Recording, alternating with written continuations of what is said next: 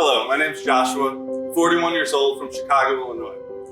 I grew up in a Christian household, grew up going to church, but my family went one way and I went another. God had a different pathway for my life. I believe that God has a purpose and a plan for each and every one of our lives. In my teenage years, I fell in with the wrong crowd and started using gateway drugs and drinking with my friends on the weekend to have fun.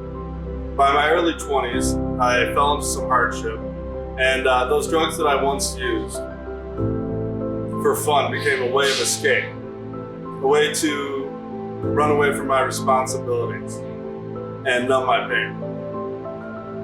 I ended up squandering my 20s away. I fell into a cycle of addiction. By the time I was 30 years old, I was left feeling very empty and unfulfilled with my life. I had let down everyone that was close to me, and I decided in my mid-30s to get clean. I was reading my Bible. I was trying to further my career in my life, but I wasn't putting God first.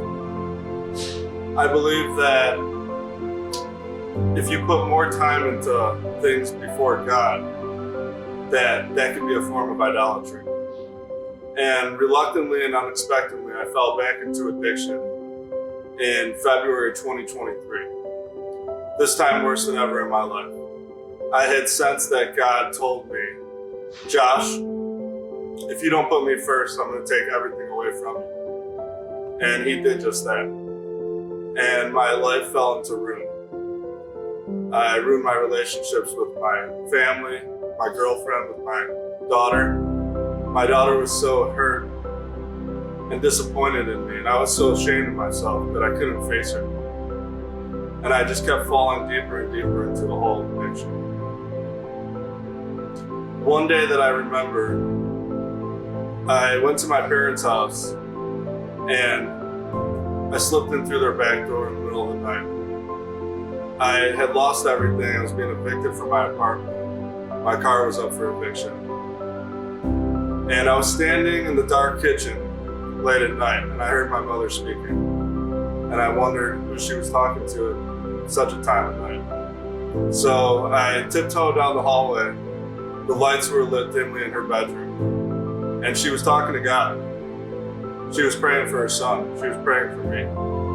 And that was a very impactful moment for me. And I decided right then and there that I couldn't do this to my life anymore, to my family. And I couldn't do this to God.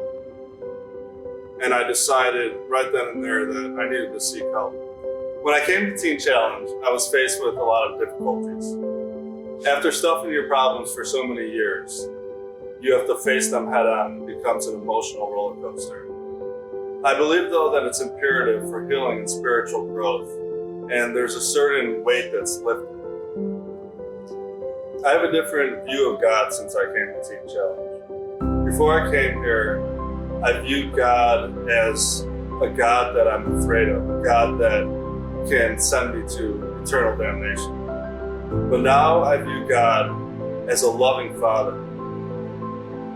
I have a reverent fear for Him. So this has been such an awesome and great opportunity being a Teen Challenge. From the pastors that have led chapel and have mentored us students, from me living with my brothers here at Teen Challenge, I just feel so very blessed to be part of this community and to have made lifelong relationships.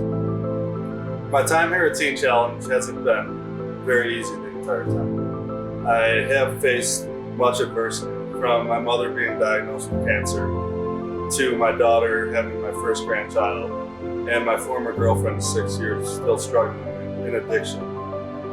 But I've still managed to just have the peace of God that surpasses all understanding. Although I wait patiently on God to move mountains in my pathway, I feel Him working in every moment, in every instance of my life. And I trust in faith that His promises will be yes and amen. My short-term plan after graduating Teen Challenge is to stay in Western Michigan. I have a job lined up, and I plan to serve in ministry in my local church. moving forward, I just want to serve God in whatever capacity He calls me. I just want to lead others into His glory and expand His kingdom.